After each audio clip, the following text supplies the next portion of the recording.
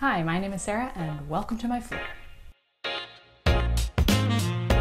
So the reason why we're down here right now is that I wanted to display the books that are options for this month because there's a lot going on this month. There is the Reading Rush and there's also Becca's Bookopoly-thon, I think. But she does Becca's Bookopoly every month and now she's doing a readathon for that. But basically I want to pick all the books that I want to read for those and then also just do a June, and then also do a June, why would I say the exact same thing that I just said?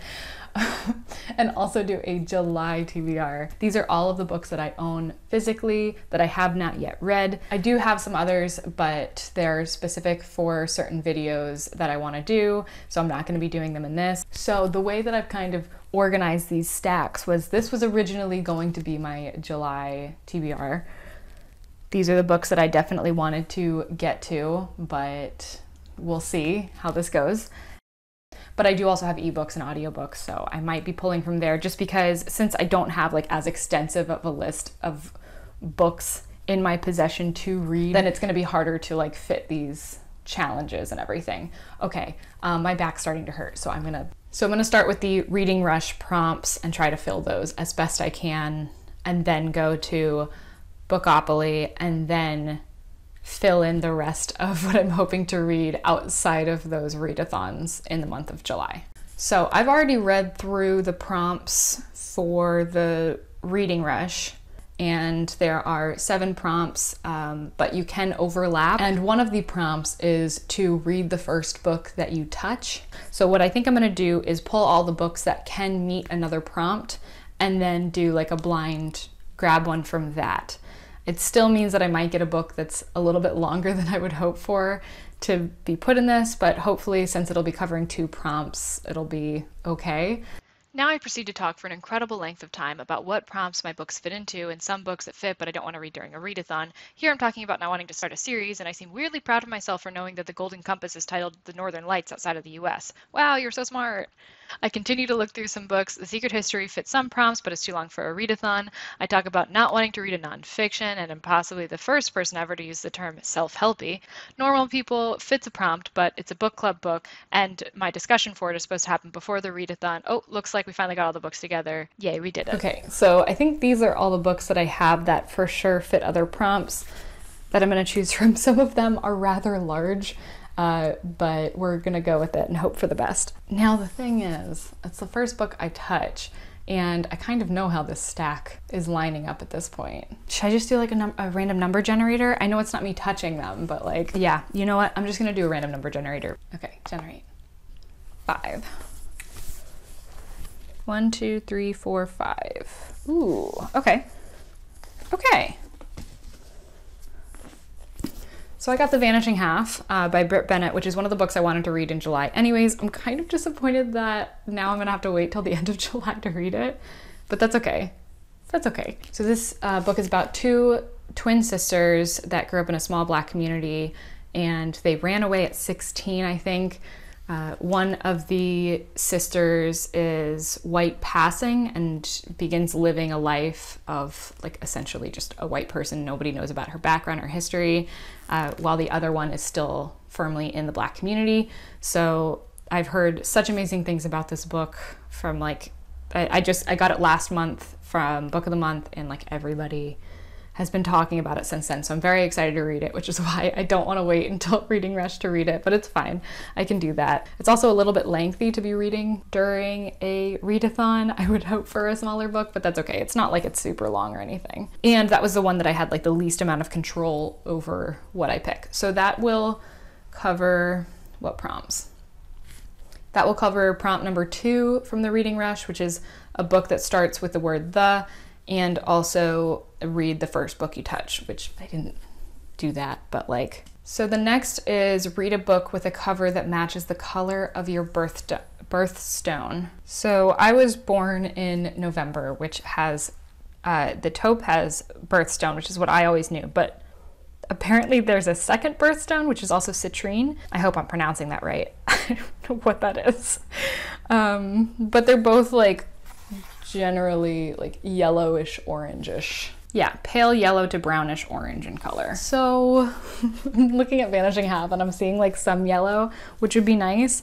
The only reason why I'm really trying to get that book to fit it is because I really don't think like any of my other books have like something that could even pass as that color. In fact, this is like very close to the right color. Can I just like count this? That would take off a lot of pressure for like having a longer book, is this making up 3 of the 7 prompts. Like, that'd be pretty cool. Yeah, you know what? I'm gonna do it. Okay, so I'm gonna go with this like yellow color that's in here. I know it's not across like the entire cover or anything, but I just don't have anything that like even remotely is close to that. I'm still like looking at my books and like making sure. Wait, what's the cover of the Kite Runner? I mean, I guess the words of the Kite Runner are pretty close, but that's like just as much yellow as what's on the Vanishing Half. I'm counting the Vanishing Half. I'm doing it. Okay. Read a book that inspired a movie you've already seen. Yeah, so I'm trying to think. Let me look at my Kindle stuff. I have the ABC Murders, and I've seen like an episode and a half of that TV series, but that's not a movie. Oh, you know what I'm gonna do? Hold on, need to Google. Okay, so I recently watched a movie called Stand By Me that was made in like the 80s, and it's based off of a novella that Stephen King wrote called The Body. So I think that maybe I'll use that, and then that'll also be a pretty short one, which will be good to use for read a book completely outside of your house. Okay, 6 is read a book in a genre you've always wanted to read more of. I think I'm gonna go with March Book 2. It's a graphic novel. I think that I've only read 2 graphic novels, one of them being the first of this series, of this trilogy. I mean, does graphic novel count as a genre? I'm gonna count it. Okay, 7, read a book that takes place on a different continent than where you live. Okay, so I have The Kite Runner, which takes place in Afghanistan. Dr. Jekyll and Mr. Hyde, which takes place in London, or definitely Europe. And then I believe The Death of Mrs. Westaway also takes place in Europe, based off of the other books I've read by Ruth Ware. Okay, yeah, like the first sentence is the magpies are back. If that's not set in Europe, I don't know what is. This is a lengthy book to read in a reading rush, and also one that I would prefer to take my time with. If I wasn't already reading The Vanishing Half, and like all my other books were super short, and this was like the longest book, I would probably go with this. But I think I'm going to save this for another time and go with the shortest option I have in these, which is Dr. Jekyll and Mr. Hyde.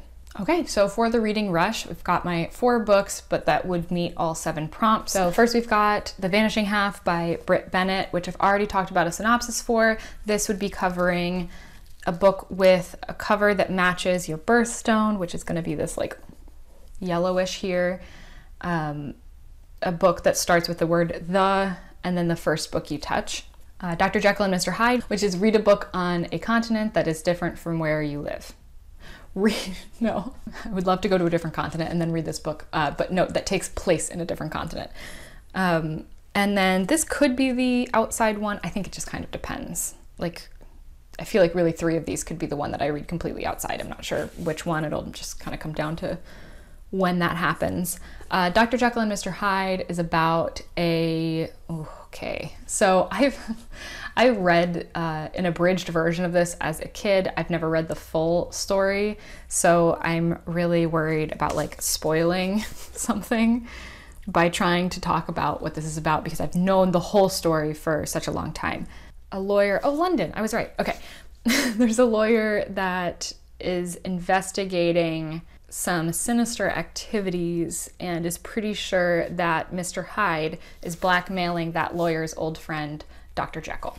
And so it's like just the mystery and detective work of that. Then we've got March, which is book 2 specifically, which is read a book that's in a genre that you've wanted to read more of. So the March trilogy follows John Lewis through his life, John Lewis is a congressman who had a huge impact on the civil rights movement. He was famously a part of the Nashville sit-ins, so the last book kind of covers the beginning portion of his life as a kid and everything, and then this is just continuing from there. And then lastly, I was looking around for it, I don't have it currently, but lastly I'll be reading The Body by Stephen King, which will be covering read a book that's inspired by a movie you've already seen, that movie being Stand By Me, but it's about 4 kids that are good friends, and they find out that there's this dead body near the town that they live in, and they want to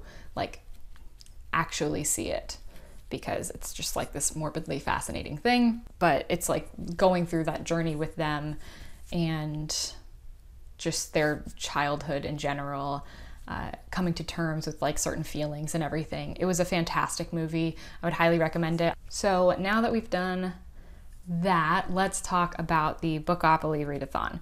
So I did a pretty trash job at explaining this during the recording, and now we get another fun voiceover.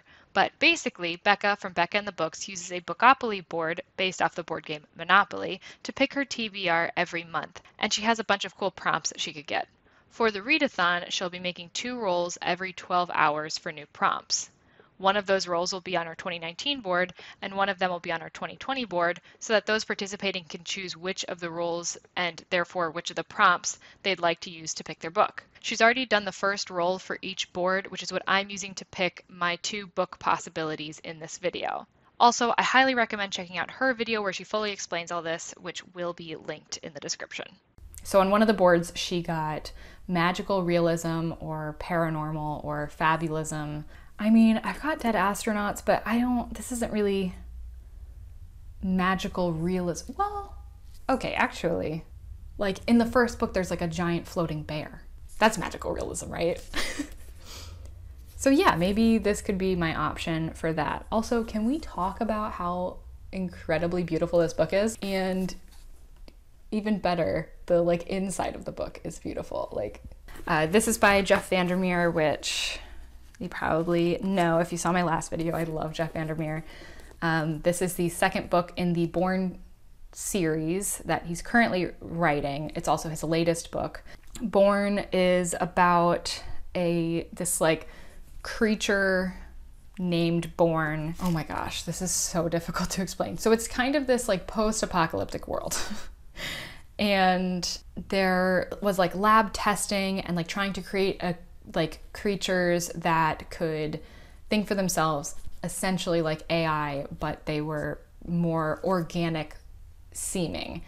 So not necessarily like robots or anything, but it was a bit ago that I read it, and it was kind of like a crazy ride, but it was very enjoyable. There's also a novella called The Strange Bird, which came out between Born and Dead Astronauts, which I have read. I also very much enjoyed. So I've really been wanting to get to this one. This could be a really good pick. The second roll that she did got to a chance card. So for her, I think she has like 16 chance cards. 8 of them are books that she has and that are on her TBR, but she's not as excited. She's like lost the excitement to read. And then the other books are 8 that she really, really wants to read. So it's like total chance whether or not she gets one that she really wants to read or that she's not as excited about. So I've got 2 books that I'm excited about that I physically own, and then I've got 2 books in here that I have ebooks of that I'm not as excited to read. Actually, though, I'm kind of hoping to get one of those because they're shorter than the ones that I physically own. I don't have a lot. I own a lot of short books.